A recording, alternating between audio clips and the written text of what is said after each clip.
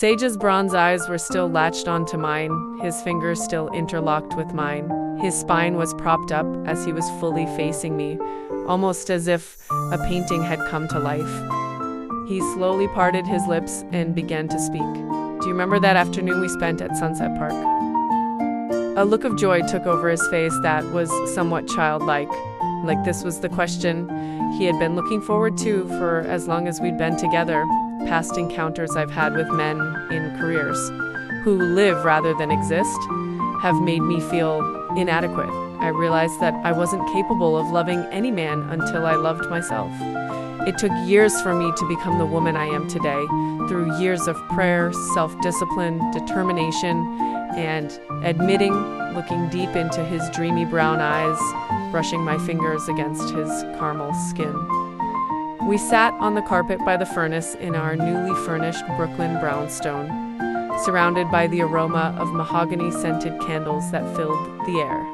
It was 12:15, and the bright orange moonlight glow seeped into our living room through the patio, turning our sapphire walls into a somewhat starry night. My inability to feel comfortable around the opposite sex all came down to an issue of self.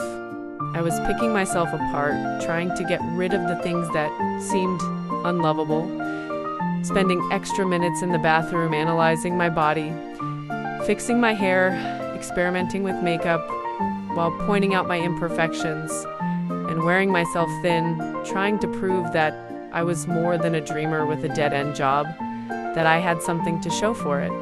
"When did you know that you loved me?" I asked him. At the same time, the small flickers of the fire reflected on his skin, making it shine like diamonds.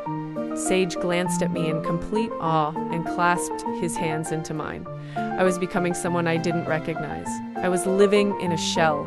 My only option was to alienate them by making no calls, no texts, and fully erasing them from my memory, hoping they would do the same, and they would find someone who could give them what I couldn't.